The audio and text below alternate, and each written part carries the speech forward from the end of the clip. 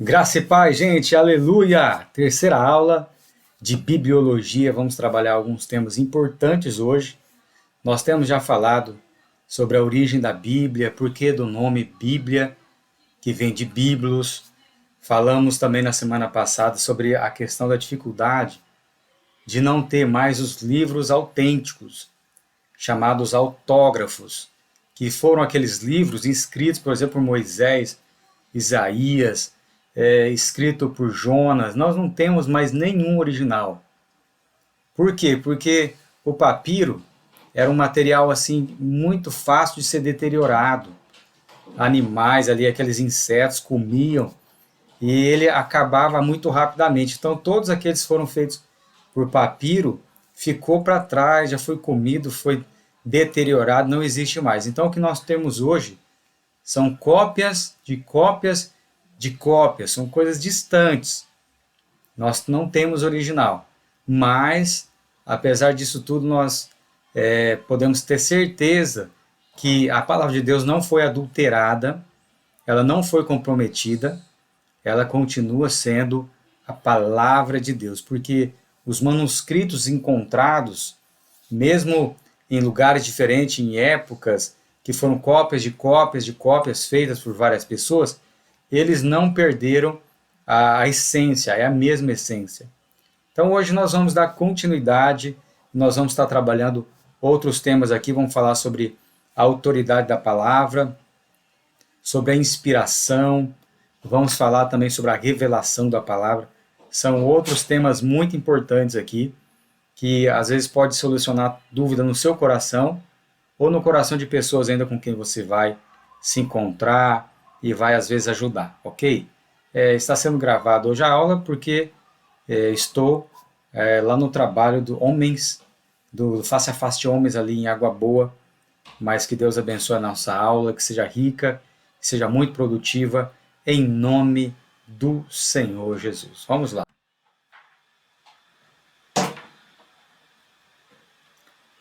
Então, diante disso, né, já que nós estamos falando sobre a questão da Bíblia, de não termos mais o original de nenhum livro, porque deteriorou, perdeu no tempo, devido à pouca qualidade. Para nós termos uma ideia, os papiros que tem hoje bem conservados são da região do Egito. Por quê? Muito quente, pouca umidade, então ajudou a conservar. Outros lugares que eram a região mais úmida, já se perdeu e não tem mais nada. Então, podemos confiar na Bíblia, mesmo não tendo nenhum texto original que a comprove? É isso que eu quero que você pense agora. Nós podemos confiar que o que está em nossas mãos não foi adulterado, não foi modificado, não foi apenas feito por mão humana?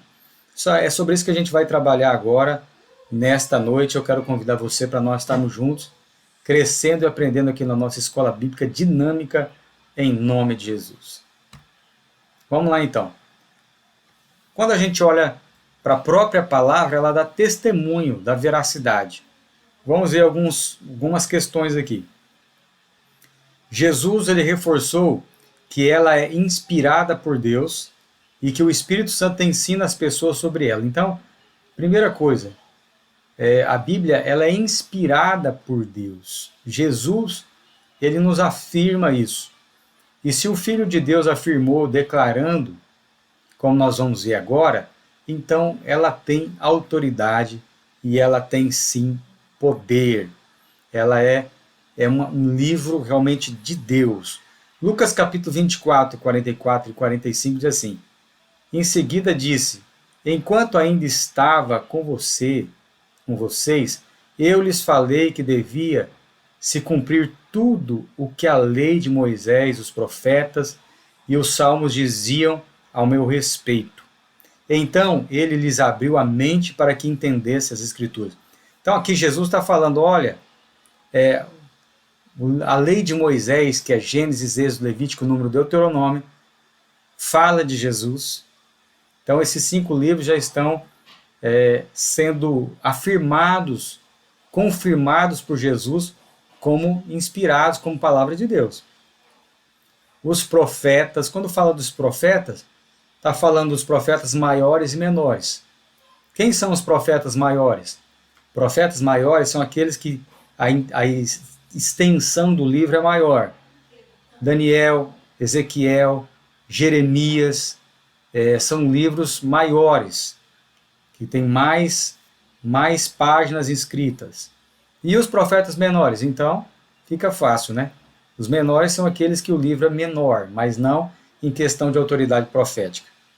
Jonas tem poucas páginas, se não me engano, 4. Ageu é pequenininho. Malaquias são 4, 5 capítulos, então são bem pequenininhos. Então, por isso que fala os profetas. Então, os profetas também aqui, Jesus está falando, eles são palavra de Deus. Os salmos também é palavra de Deus, foi inspirado. O Senhor que tocou no coração, o Senhor colocou na mente daqueles autores, daqueles homens, para que eles escrevessem aquilo que Deus estava no coração de Deus. Ok? A 2 Timóteo 3,16, agora Novo Testamento. Paulo está falando para o novo pastor Timóteo, ainda jovenzinho. Toda a Escritura é inspirada por Deus e é útil para nos ensinar o que é verdadeiro e para nos fazer perceber o que não está em ordem em nossa vida. Ela nos corrige quando erramos e nos ensina a fazer o que é certo. Então, quero perguntar para você, que está aí junto nessa aula, quantos por cento da Bíblia é inspirado por Deus? É só uma parte? É só alguns trechos? A palavra do Senhor fala aqui através de Paulo. Toda a Escritura é inspirada por Deus. Toda. Amém? Ficou firme aí no seu coração? Toda a Escritura é inspirada por Deus. Estudando, quando você começa a estudar a palavra, tem vários homens de Deus como Agostinho, Tomás de Aquino, Lutero e John Wesley. Lutero, que é o homem da reforma, dele veio a luterana, e John Wesley, dele veio a metodista. São homens que fizeram a diferença. Grandes pensadores, grandes teólogos da fé, como Agostinho, também conhecido como Santo Agostinho, e também Santo Tomás de Aquino, que a Igreja Católica vai chamar assim, mas eram homens que defenderam a palavra e que realmente cria ela como palavra de Deus, ok? Então a Bíblia, ela confirma a autoridade dela mesma. Vamos lá, andando aqui, vamos para frente. Isso aqui é muito importante. A Bíblia contém a palavra de Deus ou a Bíblia é a palavra de Deus? Qual que é a diferença entre conter e ser? Se a Bíblia contém a palavra apenas, então quer dizer que ela foi escrita por homens, mas aí, no meio das palavras que os homens inventaram, criaram, ali tem trechos que Deus falou. Se contém é assim. E se a Bíblia é a palavra de Deus, então quando você pega a Bíblia, tudo que está ali é Deus quem escreveu, Deus quem pensou, estava no coração de Deus. Essa é a diferença. Então, o que você acha? A Bíblia contém a palavra ou a Bíblia é a palavra de Deus? Pensa. Pergunta para o teu irmão aí, a Bíblia contém a palavra ou ela é realmente a palavra que Deus colocou no coração dos homens, dos escritores ali, tá? Vamos ver o que a palavra de Deus diz aqui em 1 Pedro 1, verso 23 a 25. Pois vocês nasceram de novo, não para uma vida que pode ser destruída, mas para uma vida que durará para sempre, porque vem da eterna e viva palavra de Deus. Pois os seres humanos são como o capim, sua beleza é como as flores do campo. O capim seca e as flores murcham, mas a palavra do Senhor permanece para sempre, e essa palavra é a mensagem das boas novas que lhes foi anunciada. Então, a Bíblia, ela contém ou ela é? A Bíblia é palavra de Deus. Ok? É palavra de Deus. Deus colocou no coração de homens. Tudo que está ali foi inspirado pelo Senhor, tá bom? Não veio da sabedoria do homem, não veio da sabedoria do homem. Isso veio realmente do coração de Deus. Toda a Escritura é inspirada por Deus. Toda ela, não tem apenas uma parte. Toda ela é inspirada por Deus, como fala aqui em 2 Timóteo capítulo 3, verso 16. Você pode confiar na palavra. Ok? Se alguém dizer para você que a Bíblia ela só contém, você já sabe agora. Você olha para a palavra de Deus e você confirma ali, 2 Timóteo, né? 2 Timóteo vai falar sobre isso, que ela é a palavra de Deus. Amém? Vamos ver um vídeo aqui do Leandro Quadros. Esse cara é muito bom e eu quero deixar ele aqui para a gente poder refletir juntos em nome de Jesus. Vamos começar lendo o que está em 2 Pedro, capítulo 1, versos 20 e 21, que diz assim: acima de tudo, saibam que nenhuma profecia nas Escrituras surgiu do entendimento do próprio profeta, nem de iniciativa humana. Esses homens foram impulsionados pelo Espírito Santo e falaram da parte de Deus. Eu li aqui na tradução, na Nova Versão Transformadora. Perceba que esse texto bíblico nos mostra que nenhuma profecia surgiu pelo entendimento do próprio profeta. Mas, na verdade, o profeta foi impulsionado pelo Espírito Santo. Isso significa que a inspiração na Bíblia é a dinâmica. O que é inspiração dinâmica? É a inspiração do pensamento. Deus inspira o pensamento do profeta, porém o profeta escreve de acordo com a sua linguagem, de acordo com a sua cultura, de acordo com o seu conhecimento do vocabulário, de acordo com a sua bagagem cultural. Nós podemos dizer que a Bíblia é a perfeita palavra de Deus na imperfeita linguagem humana. Em alguns momentos, Deus ditou para o profeta o que ele deveria dizer ou escrever, mas isso foram em casos raros. Na grande maioria das vezes, a inspiração atua no pensamento. Deus dá ideias para o profeta ou dá visões e permite que o profeta expresse essas ideias e essas visões na linguagem do próprio profeta. E não pode ser diferente, porque Deus é um grande comunicador. E grandes comunicadores fazem-se entender. Para Deus fazer-se entender em sua mensagem divina, ele tinha que fazer uso da linguagem humana. Um outro detalhe interessante, esta forma de inspiração, Deus atua por meio dela tanto em profetas que têm livros na Bíblia, quanto profetas que não têm livros na Bíblia, ou seja, profetas canônicos e profetas não canônicos. Você lê, por exemplo, 1 Crônicas 29 e 29, e ali são mencionados alguns profetas que não têm livros na Bíblia. 2 Crônicas 9 e 29 também, você vê a menção nesses trechos aos profetas Gade, profeta Ido, profeta Natã. Eles não têm livros na Bíblia, mas são inspirados do mesmo jeito. Nós podemos dizer que o nível de inspiração dado a todos os profetas é o mesmo.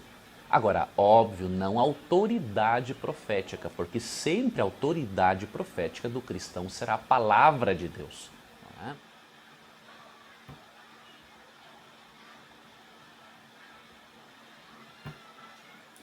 Top a explicação do Leandro Quadros aqui. Dá para a gente entender muito bem que nenhuma profecia veio do próprio profeta. É algo que foi de Deus. Deus inspirou no pensamento, no coração. Algumas pessoas Deus realmente ditou, mas a maioria foi inspiração na mente, tá? E a palavra de Deus, que ele disse aqui que é mais importante, a palavra de Deus é acima de qualquer profecia. A Bíblia fala, se alguém entregar uma profecia para você, você pode julgar. Julgueis a profecia, não é pecado. Se essa profecia que foi entregue para você não está dentro da palavra, o mundo vai acabar em tal dia, em tal ano. Isso não existe. A palavra de Deus diz que nem um filho conhece. Então você pode descartar, pode tirar esse medo do coração, porque a Bíblia já mostra, já dá princípios ali para você entender como é a vinda do Senhor. Você pode julgar sim a profecia. Tá ok, meu amado? Ok, então vamos dar sequência aí no nosso estudo, na nossa Escola Bíblica Dinâmica. Bibliologia tem tanto assunto, meu amado. Nós não exploramos ainda a metade dessa apostila. Vou ter que dar tarefa de casa para vocês aí, porque senão a gente não vai conseguir concluir essa matéria muito rápido, não, porque tem muito assunto. A gente está pegando superficial, porque não dá tempo da gente trabalhar dentro da EBD de 1 hora e meia, tudo que a gente precisa. Muito bem, vamos lá? Então, a Bíblia, ela contém erros aqui. A gente vai ver mais um vídeo daqui a pouquinho sobre isso também, tá bom? Falando sobre a questão da inerrância da palavra de Deus. Vamos ver aqui, ponto 4.4, tá, da sua apostila. Deixa eu ver que página que ela está aqui. Está na página 9, lá embaixo, ó.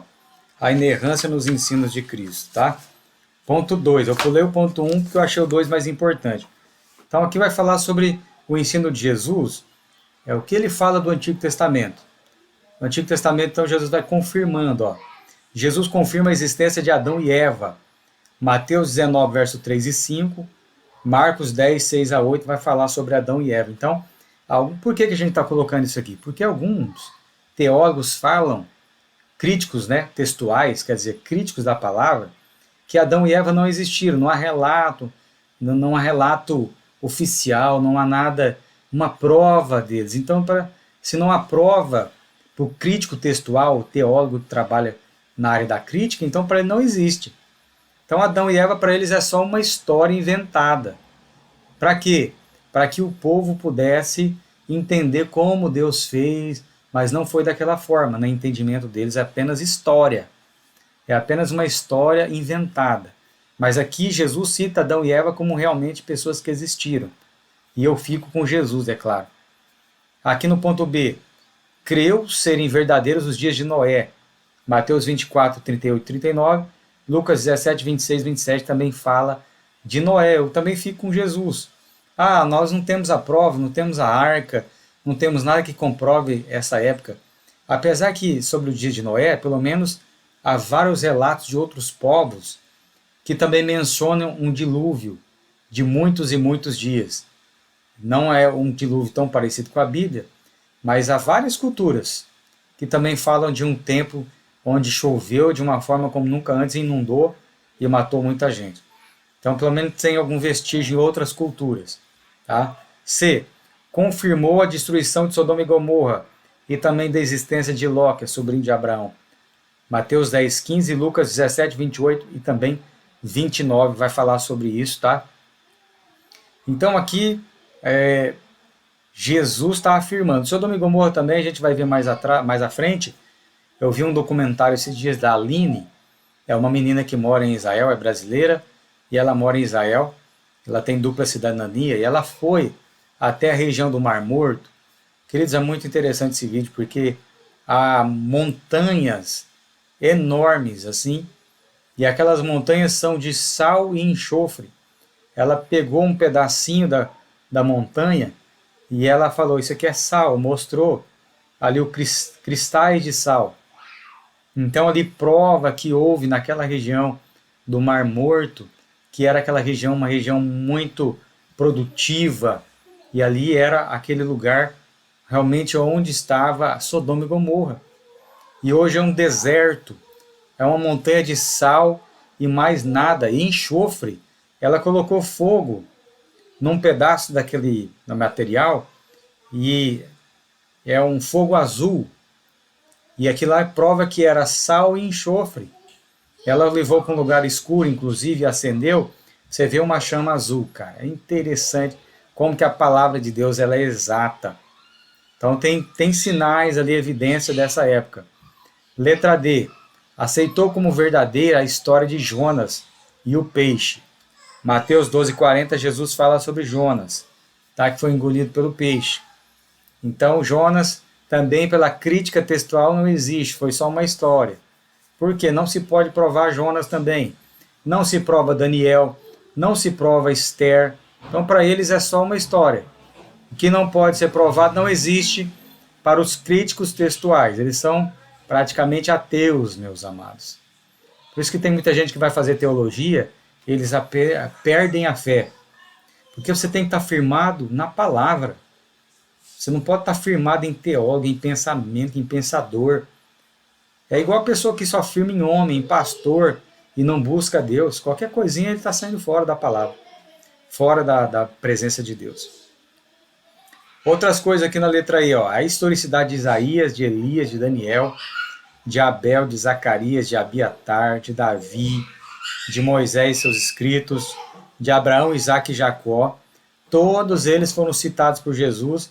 Então Jesus realmente mostra a existência. Se o próprio Filho de Deus está falando, mencionando essas pessoas, esses livros, é porque Deus não mente, Jesus não mente, não há necessidade. Então nós cremos realmente no que o Senhor está dizendo aqui. Amém? Vamos ver esse vídeo aqui, a gente volta daqui a pouquinho trazendo mais aqui reflexão.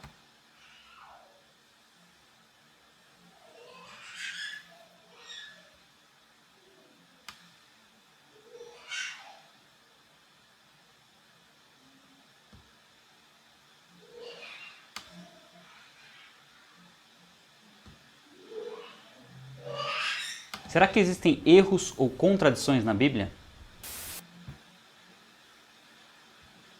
Muitos pensam que não é possível crer na Bíblia porque ela contém erros e está repleta de contradições. Aliás, muitos apontam as contradições como sendo o grande problema da Bíblia. E de fato, ela não poderia ser considerada como perfeita palavra de Deus se apresentasse contradições. Mas a pergunta é, será que isso realmente acontece? À primeira vista, certas passagens realmente parecem ser contraditórias, mas quando se faz uma pesquisa mais profunda, percebe-se que na verdade não são. Duas afirmações podem ser diferentes sem serem contraditórias. No Evangelho de Mateus, por exemplo, há um relato em que 2 cegos encontram Jesus em Jericó, enquanto que nos evangelhos de Marcos e de Lucas, somente um cego é citado. Mas a questão é que em momento algum, Marcos e Lucas dizem que existia apenas um cego. É a mesma história vista por um ângulo diferente. Uma afirmação não nega a outra, elas são complementares. Já em outros casos, a história é somente parecida, mas trata-se de um outro momento com outras pessoas envolvidas. Além disso, passagens de difícil compreensão, somadas a algumas imprecisões na tradução do grego e do hebraico, farão com que histórias semelhantes ou narrativas diferentes pareçam contradições, quando na verdade não são. Quando levamos em consideração os seus escritos originais, podemos afirmar com toda certeza que a Bíblia não possui contradições e nem erros de qualquer natureza. Quem alega encontrar supostos erros ou contradições se esquece que todo relato bíblico possui um contexto histórico e cultural. Esquece também de considerar os diferentes estilos literários que a Bíblia apresenta. As simbologias, as parábolas, as paráfrases e principalmente o uso do antropomorfismo, que é uma linguagem utilizada pela Bíblia para que o ser humano entenda melhor um ser divino.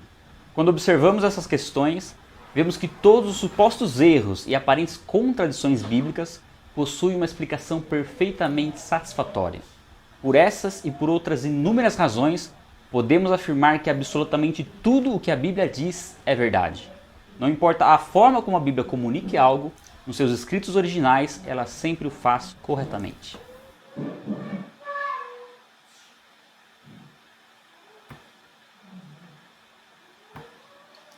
Maravilha! Voltamos aí. Gente, olha que top, né? A explicação desse rapaz, eu esqueci o nome dele.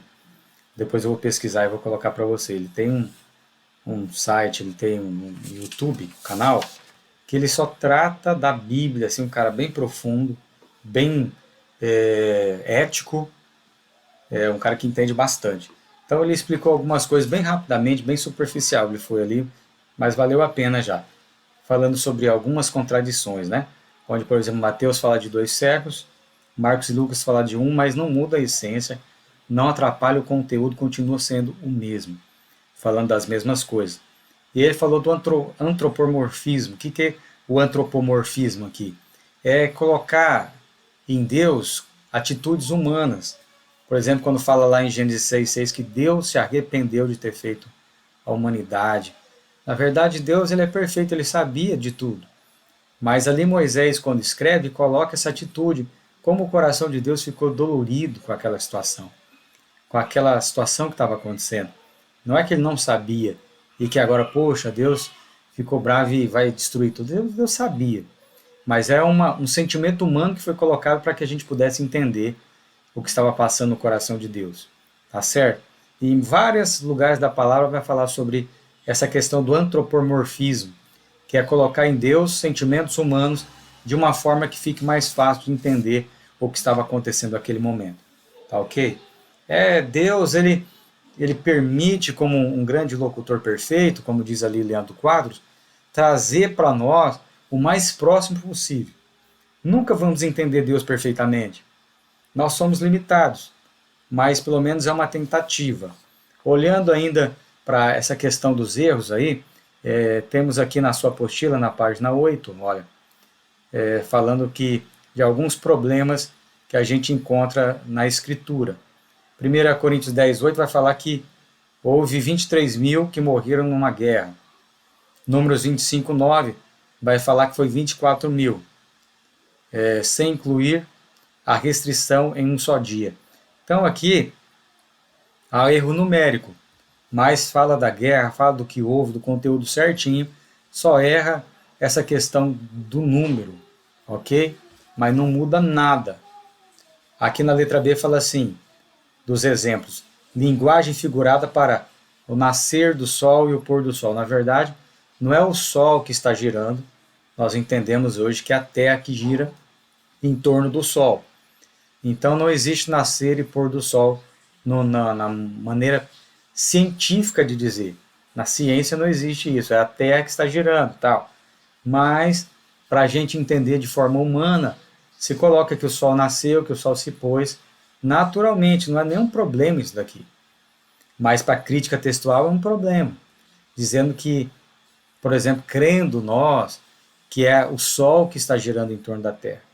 É aquela velha discussão da ciência. Letra C, é aquilo que a gente tratou agora. Marcos e Lucas vai falar que Jesus curou um cego em Jericó, enquanto Mateus vai falar que eram 2. Tá certo? São essas questõezinhas aí que eles ficam pegando a crítica textual para desacreditar na palavra. Coisa de louco, meu amado. Coisa de louco. Você pensa que teologia é só falar e estudar a Bíblia profundamente? Infelizmente tem muita gente joio, infiltrado ali, agente do diabo mesmo, para tirar a fé do coração do povo. Tá certo? E a gente vai dar prosseguimento aqui agora, vamos continuar estudando um pouquinho mais a palavra do Senhor, tá bom?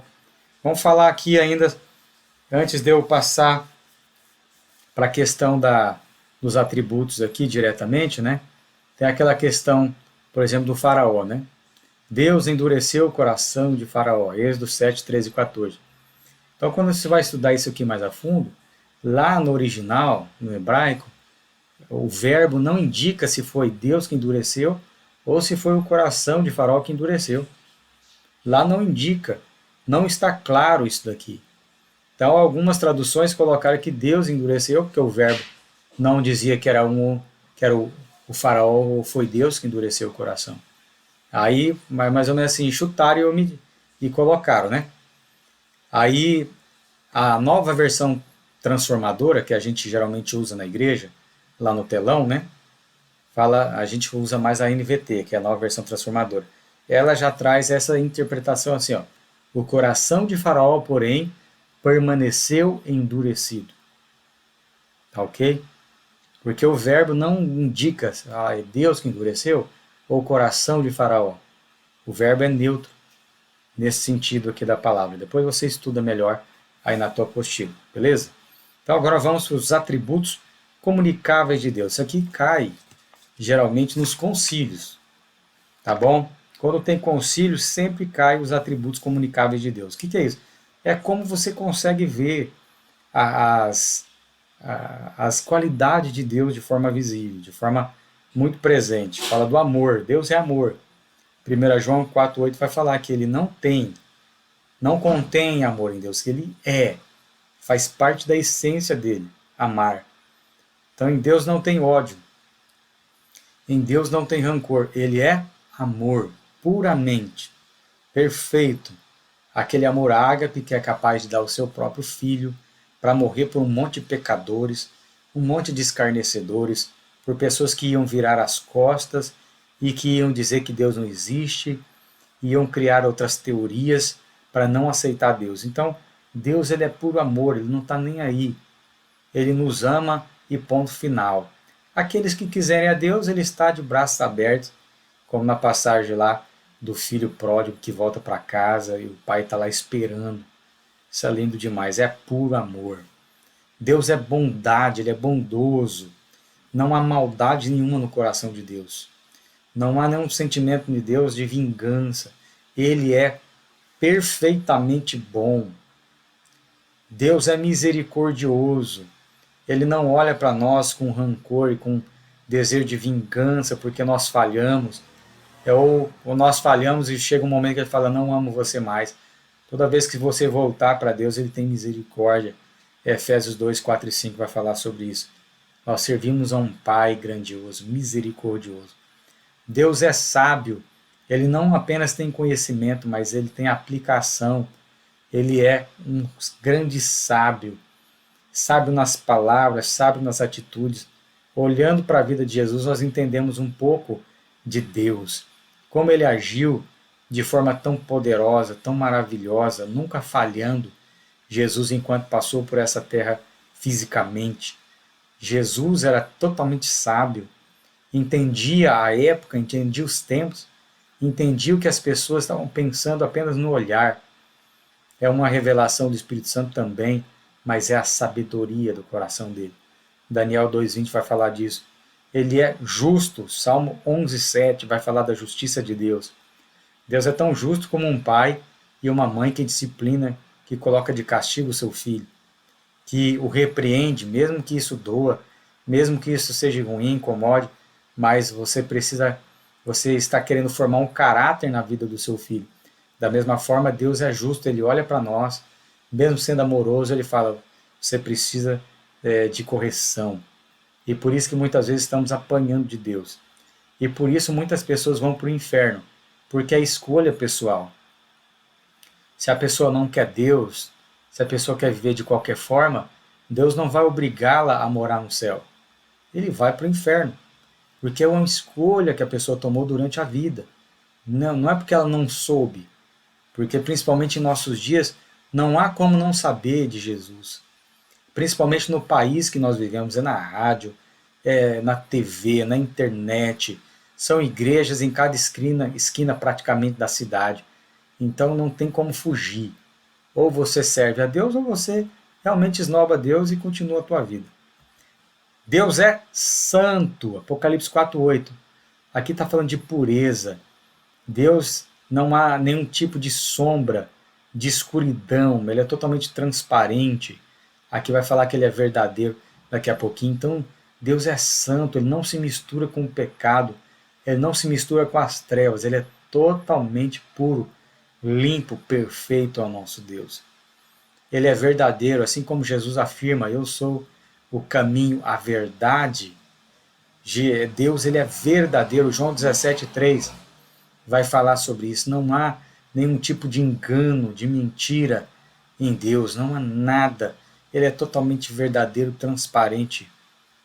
Ele é livre, Isaías 40, 13 e 14. Deus é livre para agir. E ele é tão livre que ele também não interfere nas nossas escolhas. Ele deixa aberto para nós escolhermos o que ele quer, ele é livre. E ele também nos faz livres. Se você o quer, ele está ali. Se você não quiser, então fica de boa. Deus ele não impõe nenhum tipo de prisão em nós. E ele é totalmente livre. Amém? E também Deus é paz. Por isso que quando nós encontramos com Jesus, a paz inunda o nosso coração, totalmente o nosso ser. Porque ele é a paz. Esse sentimento emana de Deus. Ele tem essa essência de ser pacificador e de agir de forma pacífica. Ok? Maravilhoso é o nosso Deus. Aqui são atributos comunicáveis de Deus. Tá bom? Vamos ver aqui mais alguns atributos de Deus. Aqui atributos incomunicáveis de Deus. Ou seja, aqueles que não estão tão evidentes. Aqui fala da aceidade. O que é a seidade? Deus ele é autoexistente e tem fonte de vida em si mesmo. Salmo 90, 1 e 2. Deus não é criado, nunca foi criado. Não teve pai e mãe. Ele se autocriou. E ele é fonte de vida. Ele não depende de ninguém para existir, nunca dependeu. Ele se fez. Deus é autoexistente. Para nossa mente isso é impossível de se imaginar. Como que surgiu? Será que então não surgirá outros deuses? A palavra de Deus diz que não. Que há só ele, não há nenhum outro. E não haverá outro. Só há o nosso Deus. Ele se criou. Ele é eterno. Deus não foi criado e sempre existiu. Gênesis 21, 33. Deus sempre existiu. Que forte, meu Deus. Ele é eterno. Nós não somos eternos, tá? Porque nós fomos criados. Nós temos um início e temos um fim. Deus não tem início nem fim. Ele é o alfa e o ômega, né? Primeiro e último, e acabou. Deus é uno. A doutrina da Trindade não contradiz este dos atributos de Deus, pois embora se revele em três pessoas, Pai, Filho e Espírito Santo, em essência ele é único, Efésios 4, 6. Apesar de ser Pai, Filho e Espírito Santo, é um. Ok? Um Deus agindo, pensando, trabalhando. São três pessoas, mas com um objetivo. Nenhum é maior que o outro. Essa pergunta, quando caiu para mim, o pastor Alex fez ela no meu concílio. Perguntou assim: qual dos três é maior, o Pai, o Filho e o Espírito Santo? E eu errei essa pergunta, eu falei o Pai, porque o Pai no pensamento é maior. Não. Deus, Pai, Deus Filho e Deus Espírito Santo estão no mesmo nível de poder, nenhum é maior que o outro. Tá ok? Se você fizer um concílio algum dia e cair essa pergunta, você já vai saber. Deus é imutável. Tanto o ser de Deus como sua perfeição permanecem inalteradas com o passar do tempo. Tiago 1,17. Deus não muda. Ele é perfeito. Hebreus também vai falar que ele é o mesmo ontem, hoje e será eternamente. Ele é imutável. Não há sombra e nem variação nesse Deus. Ele é tremendo. Aleluia. Vamos aí também para mais atributos incomunicáveis de Deus. Deus é infinito. Deus não sofre qualquer tipo de limitação em sua natureza, seja ela de tempo ou de espaço. Não há espaço nem tempo. Deus é infinito, ele é eterno, né? Não tem um período para Deus. Assim como tem para a nossa história humana, não tem esse tempo para Deus, tá bom? Ele é totalmente livre. Atos 17, 24 e 28 vai falar disso. Ele é onipresente. Isso aqui todo mundo sabe. Deus está em qualquer lugar, sem nenhuma limitação de poder. Salmo 139. Ah, se eu descer até o fundo do mar, ali ele está. Se eu subir no mais alto monte, ali ele também está. Não tem como fugir do Senhor. Ele é onipresente. Ele está aonde ele é convidado, né? Ele está lá no terreiro de Macumba, mas ali não é o lugar dele, então ele não se manifesta. Ele está na igreja, ali ele se manifesta. Onde estiver dois ou mais reunidos, ele se manifesta.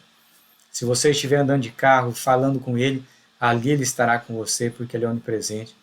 E ele se manifesta onde ele se sente bem, onde ele é convidado. Onipotente, Deus possui todo o poder. Não há adversário para ele, Apocalipse 1:8.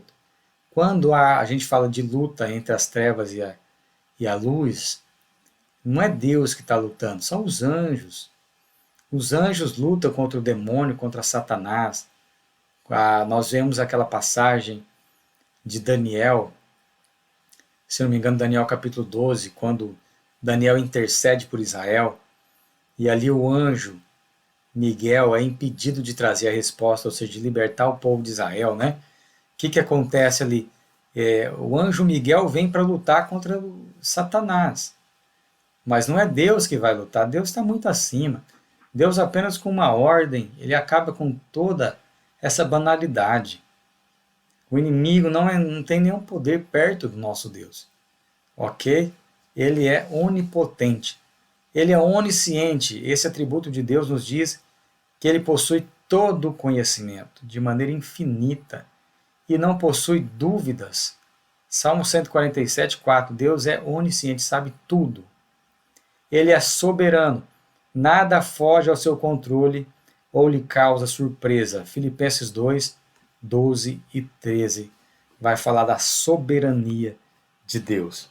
Trabalhando aqui alguns desses temas bem importantes, os atributos comunicáveis e incomunicáveis caem sempre em concílio. Também, com certeza, vai cair na prova, né? Na nossa provinha, tá? É importante, então, que você saiba bem desse texto aí, dos atributos comunicáveis e incomunicáveis da palavra de Deus, tá certo? Meu amado, minha amada, em nome de Jesus, deixa eu dar uma reprisada aqui agora. Vamos falar sobre algumas evidências ainda sobre a palavra de Deus. Eu pulei para os atributos aqui e vou voltar na questão da inerrância da palavra, tá?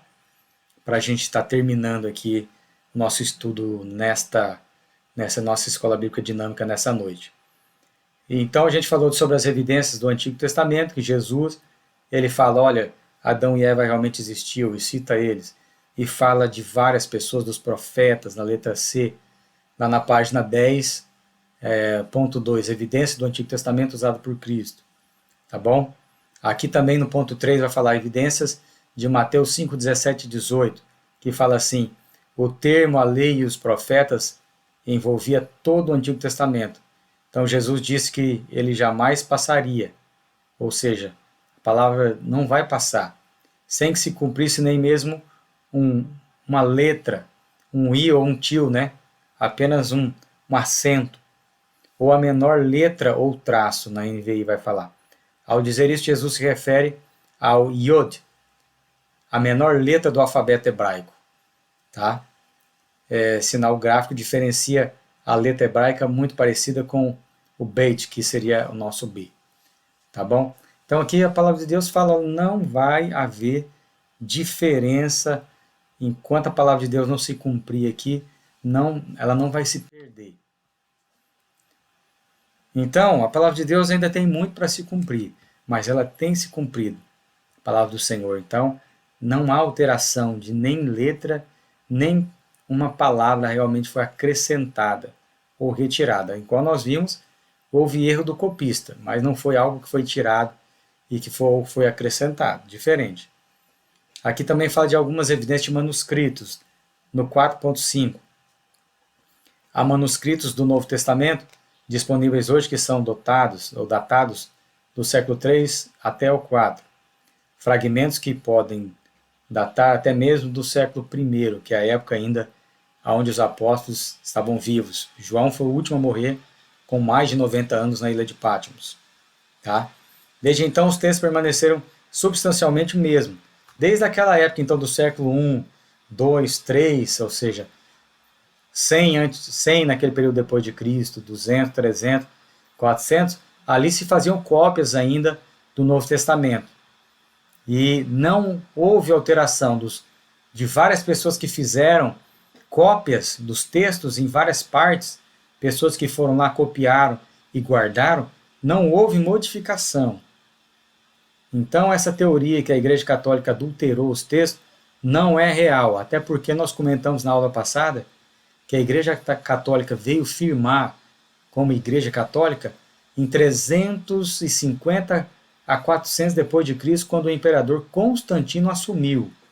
E ele coloca a Igreja Católica, que significa Igreja Universal, porque naquela época os discípulos tinham conseguido levar a palavra de Deus para os confins da terra. Então, ali naquele momento, o cristianismo era conhecido no mundo todo. Por isso que chamou de Igreja Católica, ou seja, de igreja que está em todo o mundo. Ok? Esse é o sentido. Então, a partir de 400, ali com Constantino, é que a Igreja Católica foi realmente firmada. Nós vamos ver isso na história da Igreja, na época que nós estivermos estudando essa matéria. Tá bom? Então, lembre-se disso. Os manuscritos, quando você vai ver aí na página 10, aí tem um manuscrito aí para você entender como que era os livros. Ali ele está como uma folha de papel, mas geralmente eles ficam rolo. Tá bom? Também a evidência da lógica, ou seja, que o manuscrito não foi alterado, tá bom? Nós vemos que Jesus fala do Antigo Testamento, firmando o Antigo Testamento. Nós vemos Mateus 5, 17, 18 falando, não vai mudar um tio, nenhuma letra da palavra, não vai ter acréscimo enquanto tiver céu e terra, firmando isso aqui. E também uma evidência lógica. Se você colocar um livro de qualquer autor dentro da cadeia, pode ser Machado de Assis, pode ser de Shakespeare, pode ser de um filósofo, o que vai acontecer dentro daquela cadeia? Vai mudar alguma coisa? Machado de Assis, pode ser qualquer um desses famosões que nós temos aí no nosso Brasil. Cora Coralina, será que vai mudar a vida das pessoas? Agora eu pergunto para vocês, se colocar a Bíblia dentro das cadeias, o que vai acontecer? Nós sabemos que quando a Bíblia entra, pessoas são transformadas. O que isso quer dizer? Que realmente a palavra de Deus ela é palavra que veio do céu, não é coisa humana. Não é algo que nós inventamos, é Deus, é do Senhor. Amém? Você pode crer nessa palavra. Ainda que tem muita gente tentando colocar descrédito, dizendo que a palavra foi escrita por homens, que papel aceita tudo. Ela é transformadora, ela é sobrenatural.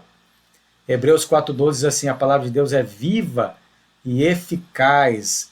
Uma palavra aí com 3.500 a 4.000 anos. Você leu no Velho Testamento, você vê ali a palavra de Deus continua falando conosco, nos ensinando profundamente. Ela é pura palavra realmente do Senhor. Aqui também está falando da unidade entre essa grande diversidade.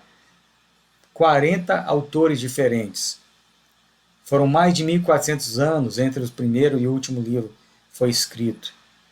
Olha só, lugares totalmente diferentes. 66 livros. Mas quando você lê, há uma unidade. Como se esses 40 tivessem sentado e eles se conhecessem muito bem, conhecessem essa história e pudessem escrever. Há uma unidade perfeita na palavra de Deus nesses 66 livros. Então, isso aqui também prova que ele não é qualquer coisa, que não é qualquer livro, qualquer material. Amém? Ela realmente é palavra de Deus revelada ao nosso coração. Ainda, além disso, vamos falar, para terminar, das evidências arqueológicas. Além de tudo isso que a gente está falando aqui dos argumentos, Jesus que vai lá e carimba o Antigo Testamento, além da questão da unidade, que a Bíblia é tão extensa e foi escrita por tanta gente, mas ela continua sendo aquela palavra, como se um só tivesse escrito, que veio do Espírito Santo. Os manuscritos que foram escritos em vários lugares e não teve alteração quando você vê. Quando foi descoberto os manuscritos de Qumran no deserto, né, da Judéia, ali em 1947, ali então as pessoas falaram, agora nós vamos encontrar os erros da Bíblia. E na verdade, todos aqueles manuscritos que estavam ali conservados dentro de vasos de barro, dentro daquelas cavernas, mais de 100 papiros, eles não tiveram alteração de outras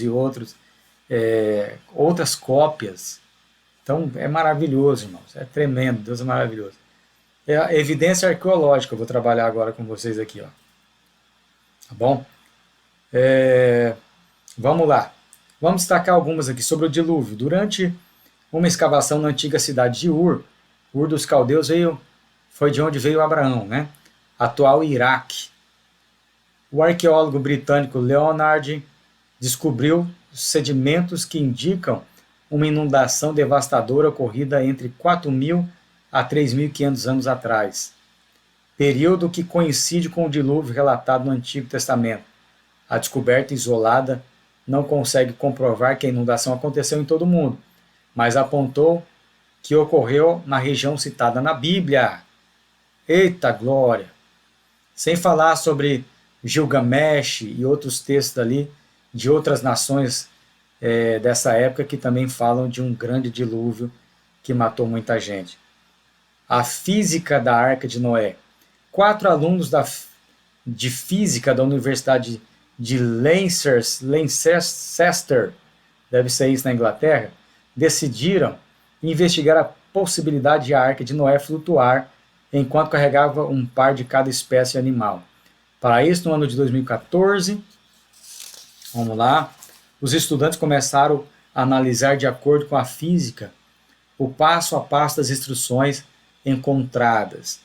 Então, o que eles falaram aqui?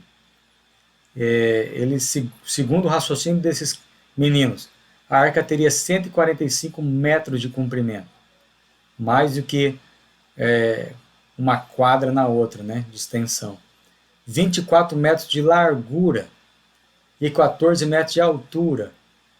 Então eles calcularam que o peso que poderia carregar essa embarcação era de 1.200.000 quilos e conseguiria flutuar perfeitamente. Então eles afirmam que a Arca de Noé, pela física, está correto. A pedra moabita, você tem na tua apostila, página 12, 1868, um missionário em Jerusalém encontrou uma tábua de pedra à venda que parecia ser de tempos antigos. Os vendedores quebraram a tábua em um número de peças para vendê-lo, olha só, separado e ganhar mais dinheiro. Felizmente, uma cópia da tábua foi feita e atualmente ela está no Museu de Louvre, em Paris. Na peça havia um texto escrito em moabita com data do século IX a.C. Possivelmente, aqui fala que foi uma pedra que simboliza vitória erguida por Mecha para comemorar suas conquistas militares.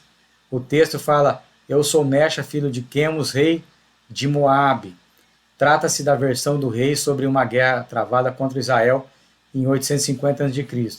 Para quê? Para provar que realmente Moabe existiu e que também Israel lutou contra Moabe, assim como a gente vê nas Escrituras. Lá em 2 Reis, capítulo 3, vai falar de uma delas. Tá bom? Na pedra estão enfatizadas vitórias sobre Israel na captura de cidades sob o controle israelita. Na Bíblia estão destacados contra-ataques bem-sucedidos de Israel contra Moabe.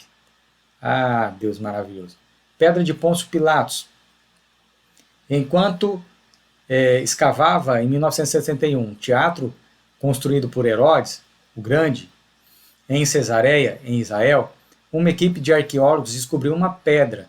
Ela possuía uma inscrição na lateral que diz, com dizeres: Pôncio Pilatos, prefeito da Judéia, a dedica. Essa foi a primeira evidência física da existência do personagem bíblico. Até 1961, não se tinha certeza se Pôncio Pilatos existia como estava nos evangelhos. Então essa pedra veio para afirmar, realmente ele existiu conforme a Bíblia diz. O reservatório de Siloé foi descoberto esse ano, se não me engano. No livro de João, na Bíblia, após curar um cego de nascença, Jesus lava os olhos deste com água do reservatório do tanque de Siloé. Na comunidade acadêmica, acreditava que João não estava fazendo uma referência a um local de verdade, e sim usando o conceito religioso para ilustrar a passagem. No entanto, em 2005, olha aqui, um grupo de encanadores encontrou a reserva de água na cidade velha de Jerusalém. Olha aí, que forte. Encontrou-se o reservatório de Siloé, exatamente onde João disse que ele estava, afirma James Charleston Wood, especialista no Novo Testamento. Então isso aqui foi anunciado há pouco tempo. Eu vi esses dias essa matéria falando sobre evidências bíblicas e falaram sobre o tanque de Siloé. Então foi descoberto em 2005, mas essa evidência há pouco tempo foi transmitida. Talvez até hoje você não sabia que o tanque de Siloé tinha sido encontrado. A parede do rei Salomão, segundo o primeiro livro dos reis, no Antigo Testamento, há o relato de que o rei Salomão ordenou a construção de uma muralha em Jerusalém. Em 2010, uma parte da construção foi encontrada durante uma escavação conduzida pela Universidade Hebraica de Jerusalém. A muralha possuía 70 metros de comprimento e 6 metros de altura. Além dela, foram escavadas uma guarita de segurança e uma torre. Olha só que top isso aqui, então, comprovando também o que a Bíblia fala. a cidadela de Primavera, onde os reis passavam o tempo. Após 20 anos escavando a cidade de Davi, principal sítio arqueológico de Jerusalém, foi descoberta a fortaleza Cidadela da Primavera. A cidade foi construída para salvar e proteger a água da fonte de Gion dos inimigos que queriam conquistar as cidades, bem como proteger as pessoas que queriam beber a água e voltar para a cidade. Olha aí que top, que maravilha, né? A Bíblia, então, perfeitamente aqui, trazendo essa informação. Então aqui a gente vai falar, para terminar, de revelação. A Bíblia foi revelada, ela revela Deus. Assim como os atributos ali revelam Deus, os atributos comunicáveis, do amor, da paz, da liberdade de Deus, da bondade, né? Também os incomunicáveis, os atributos, aqui também Deus se revela através de algumas maneiras especiais, tá? Algumas maneiras havia para se você tirar sorte, para ser revelado, através de jogar sortes. Assim também eles escolhiam as pessoas. Aqui a gente vai ver Provérbios 16, 31 e Atos 1, 21 e 26. O Urim e Tumim, que no Antigo Testamento era um peitoral usado pelo sacerdote, como um grande bolso adornado com 12 pedras preciosas. Dentro havia 2 pedras, o Urim e o Tumim, que eram retirados como as sortes, a fim de determinar a vontade de Deus. Então, o Urim e Tumim eram 2 pedras, e ali era para dizer sim ou não. Tá? Sonhos. Sonho é uma maneira de Deus se revelar, principalmente para aqueles que não temem ao Senhor, e também hoje ele usa muito em sonhos proféticos. Tem pessoas que sonham e eles entendem que aquilo não foi um sonho normal, e geralmente acontece. Como fala Joel 2,28, que fala sobre a questão de sonhos, e também Gênesis 23 e 6, e aí outros textos, onde Deus revela a sua vontade. Visões. Muitos homens de Deus tiveram visões como revelação de Deus. Isaías 1:1, Isaías 6:1, onde ele vê a glória de Deus, Deus entrando no templo. E Ezequiel 1:3. Visões. Teofania, que é a manifestação de Deus em forma humana. Antes da encarnação de Jesus, as teofanias estavam associadas com a aparição de anjos do Senhor, que comunicou a mensagem divina às pessoas. Gênesis 16, 7, 14, Êxodo 3, 2, 2 Samuel 24, 16, Zacarias 1, 12. Vários lugares aqui vai falar sobre a teofania. Quando Deus vai destruir Sodoma e Gomorra, primeiro ele aparece com 2 anjos e vai até Abraão e conversa com ele, como em forma humana. Tá? Aqui então tem algumas evidências sobre revelação. E aqui a gente vai parar. Vamos continuar falando sobre revelação na próxima aula. E quero agradecer você por ter vindo na nossa Escola Bíblica Dinâmica hoje. E parabéns, Deus abençoe, aproveite essa apostila, conheça e aprenda sobre bibliologia, para que ninguém possa te passar para trás, para que você não venha cair em nenhum laço mentiroso do inimigo da nossa época, que inventa muita história para trazer descrédito. Que Deus abençoe a tua vida grandemente. Siga firme aí na aula de bibliologia, ok? E vai ganhar diploma, vai ganhar certificado aqueles que forem realmente fiéis. Um abraço. Deus abençoe grandemente a sua vida em nome de Jesus.